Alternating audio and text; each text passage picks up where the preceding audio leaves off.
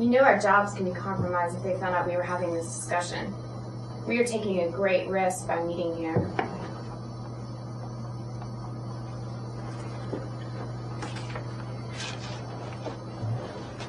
Off the record, I didn't come to plea bargain with you if that's what you're thinking.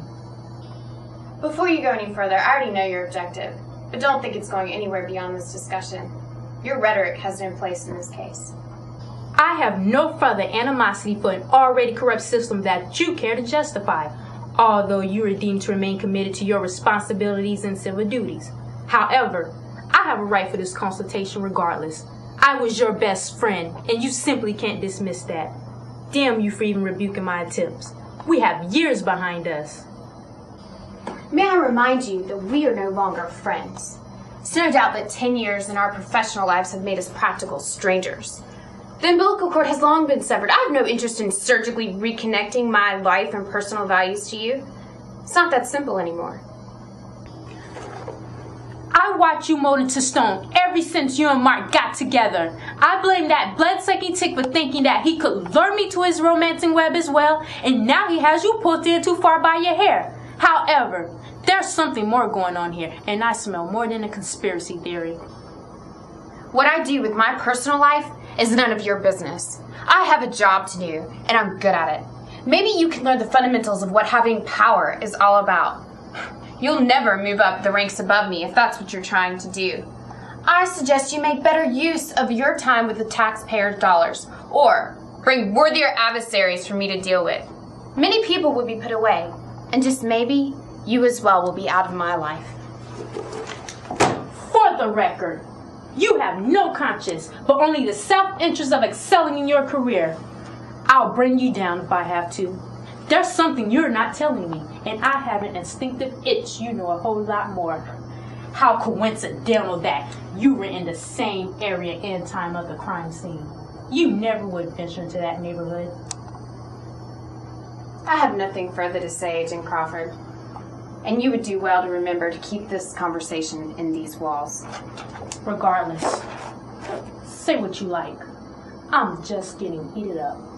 Watch when hell starts to freeze over. Then you know who you're talking to. You want to go first? Go ahead, talk. You gonna ask us a question? Or No. I was born in 1981. My mother and father are ministers. No, I'm just kidding. I don't know.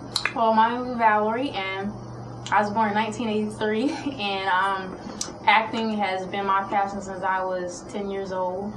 And it's something that I could never get out of my system.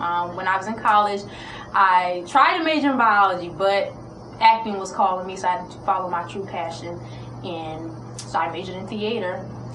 And it's been challenging trying to pursue an acting career. It's been an emotional roller coaster. But when people say things don't happen overnight, trust me, it doesn't happen overnight. And this experience that we're doing right here, I'm playing an FBI agent named Amanda Crawford. And based on from what I'm doing now, I believe she's a character who is very strong-willed, very career-focused, and is trying to move up further in the agent. But right now she has some issues that's sort of,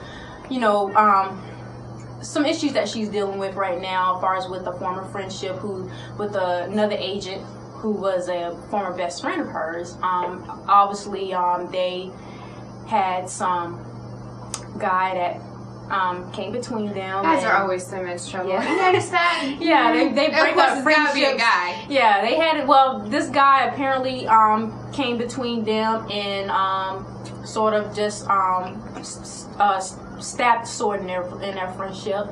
And now Amanda Crawford is not only having to deal with that, and her friend now kind of against her, and now the guy is in the midst of a conspiracy theory as well with the agency. So she has a lot that she has to deal with, and trying to keep her demeanor, it's going to be kind of hard for her.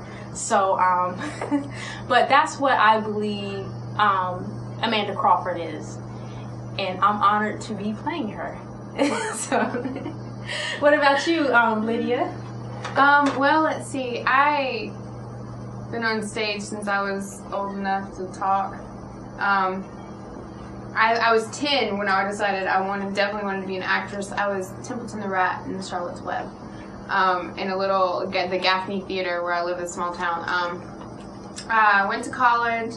I majored in theater, and then I decided that I wanted to try other aspects. So I actually ended up getting a minor in theater, and I majored in media arts.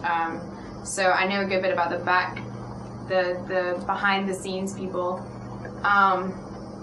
I met Rob to talk to him about being a photographer for him, and he just told me that, he thought this character Tassel might be a good fit with me. So here I am, and I don't know. I think Tassel is a bitch. I mean, what can I say? I mean, she's a very powerful woman, and I hate to say, generally, ambitious women are generally seen as bitchy, unfortunately, in our culture. So I think that's what she is, and from what I've understood about the way I'm supposed to be as her character is that I'm supposed to belittle Crawford as much as possible and make her feel as stupid and as foolish as possible.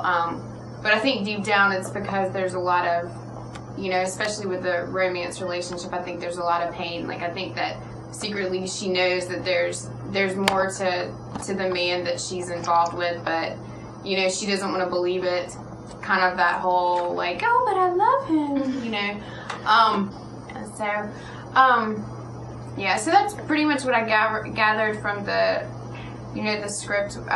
We didn't go too far into detail with who our characters are, but I think for what what we read and what we had, I think that we pretty much got a pretty good idea of who these women are, and it's been really fun getting to know you. This is the first day I've actually met her, believe it or not. This is my first day meeting her. This is my new best friend.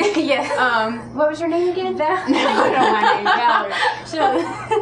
My name Valerie, but Valerie Green. Don't forget it. Valerie Green, yes. I'm gonna be her. See, I'm gonna be a director, and I'm gonna write a screenplay, and she's gonna be in it. So that's the future plans that we're gonna have. I found my star. But I've enjoyed working with Lydia. She has a great personality and the chemistry, with our characters, her as Tassel and me as Crawford is really good. And in my character Crawford, she means well, but the tension between her and Tassel, who is her former, used to be best friend, that's in the belittling, she's doing everything she can to keep her demeanor, so she has sort of a serious side to her, and and it's a part of her that thinks that Tassel probably is conspiring or maybe be up to something that may affect her career and possibly mine as well. But overall, from what we've learned, we pretty much have a good understanding of our characters, and like I said, the chemistry is good. And also I also appreciate Rob for giving me the opportunity to do this. You're such a kiss up. I can't believe he said that. He has he has really done a lot for me thus far since I've known him, and like I say, this has been a passion since I was like 9-10 years old, and it's just something that has never gone away.